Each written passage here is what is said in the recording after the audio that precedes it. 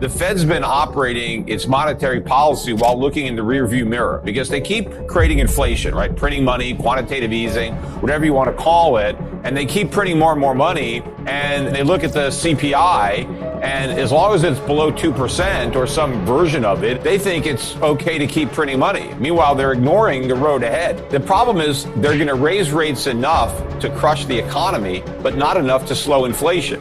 And in fact, as inflation gets worse, that's going to be another drag on the economy. And so what you've got to do, what I'm trying to tell you, is you got to get out of all of the bubble assets that were propped up by all the cheap money. Because even though money is cheap, it may be slightly less cheap for a while, and that's enough to collapse the bubble.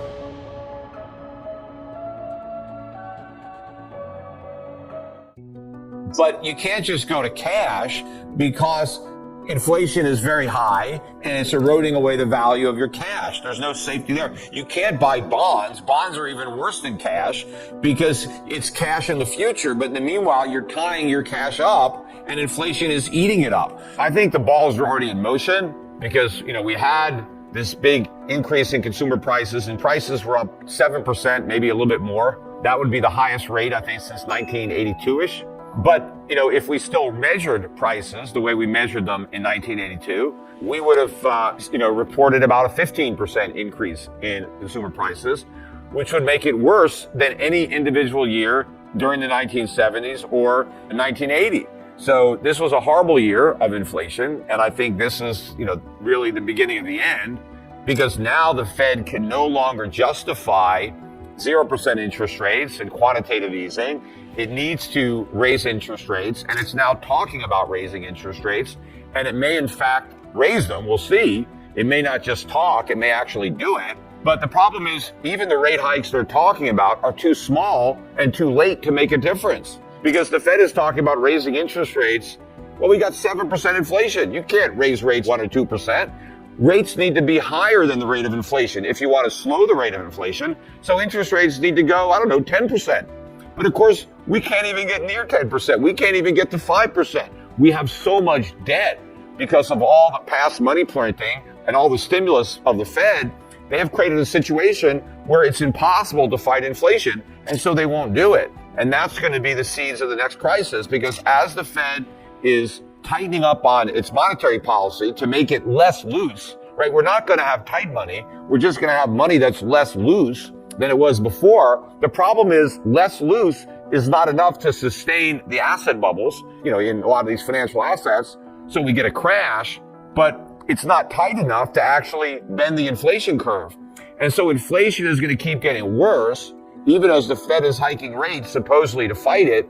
That's going to lead to stagflation. That's ultimately going to cause the Fed to reverse course and start easing again, even though inflation will be worse than when it started its tightening campaign. And somewhere along the way, the markets are going to wake up to this reality, and the bottom is going to drop out of the dollar. And then we're going to have a currency crisis that will morph into a sovereign death crisis. And then it's all over. Then we have a real collapse, because then the Fed has to let interest rates go way up and everything comes crashing down in a much more spectacular way than '08, except nobody gets bailed out. Everybody has to suffer the losses in their entirety, and they'll be much bigger.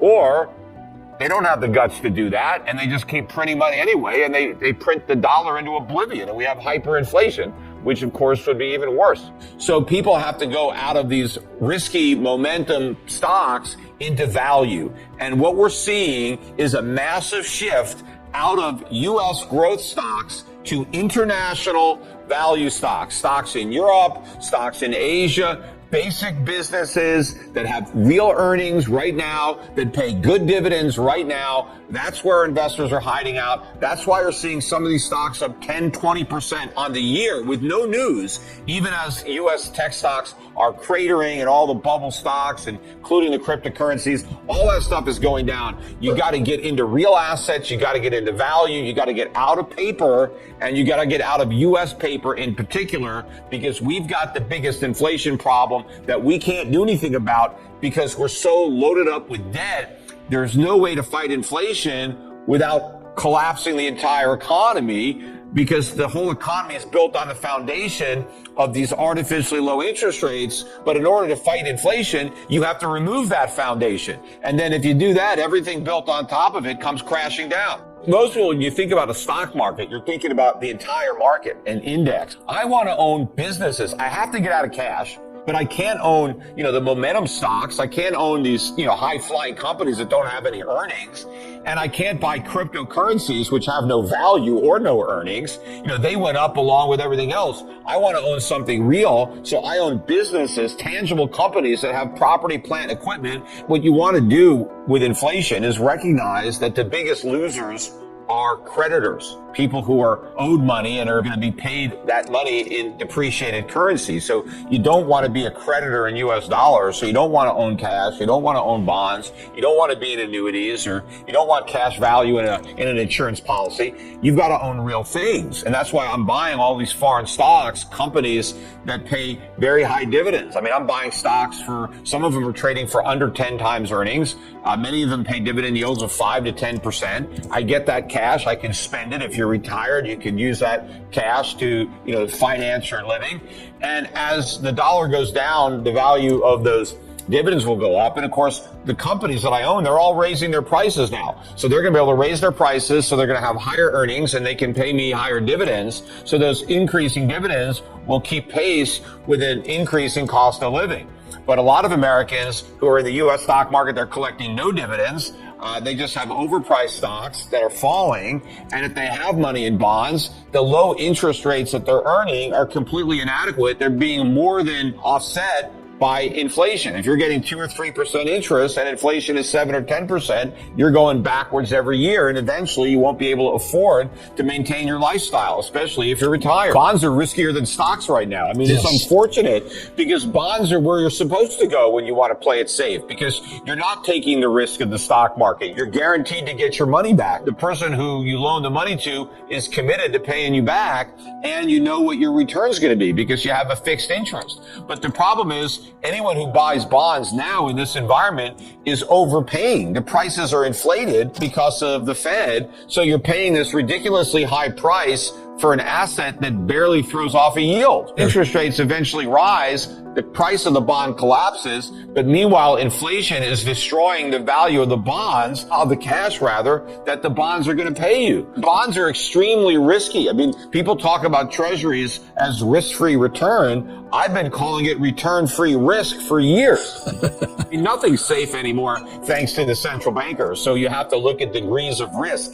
And to me, I think it's a lot less risky to be in foreign equities than U.S. bonds. I think it's a lot less risky to be in gold and silver than in U.S. dollars. One of the ways you know the stock is a good value, you look at the income. Just like when you look at a piece of property and you're looking for the cash flow, you're looking at what the rents are relative to cost of operating it. If I own a business, I want to know what my piece of the profits are. What am I going to get? What's my return on my investment? Forget about potential appreciation. I don't care about that. I mean, what if I never sell the stock? What is my return on owning this stock? And that return is the dividend. It can also be capital appreciation if the company has enough income to buy back stock and deliver some of my income in the form of capital gains. So you also look at the earnings, because most companies don't pay out all their earnings in dividends. So you still are, entitled to a share of the earnings of the company when you're a stockholder, even if those earnings aren't paid out in dividends. But you look at all these valuations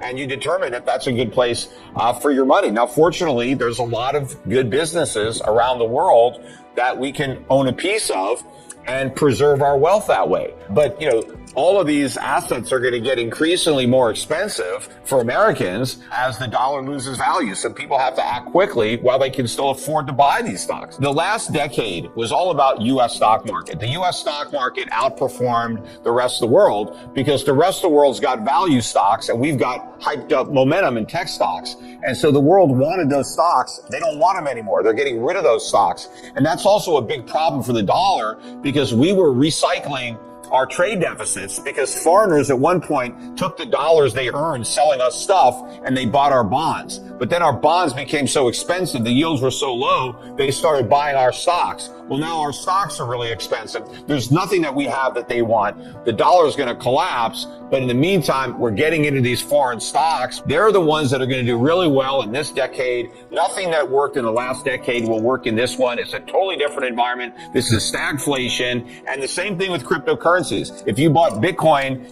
at the beginning of the last decade and rode it up for 10 years, you cleaned up, as well as a lot of these other cryptocurrencies. What's going to happen now is it's a rotation out of fool's gold into the real thing. So now it's time to take your profits in that Bitcoin that you bought a while ago, because this is the rotation. It's out of hype into value, and that includes out of cryptocurrencies into real money, into gold and silver. It's all about value, and it's about getting out of the dollar and protecting yourselves from a real economic crisis in the United States, because it's coming. We have delayed the day of reckoning for decades now. As a result, the problems are much bigger, so we have a lot more to reckon with. It is going to be a very, very difficult environment financially in the United States. Think about the 1970s, only way worse, much higher inflation, a much weaker economy, and we're starting from a much more vulnerable position. The political landscape is far scarier now. Socialism was not acceptable in the 1970s. Most people would not vote for socialism. Now people embrace socialism. Capitalism has never had a worse reputation, unfortunately, than it does right now. So it's a very dangerous time to be invested in America. And so you just need to do what you can. And I'm helping Americans because I care about the country and I care about my fellow Americans. I don't want them to go broke.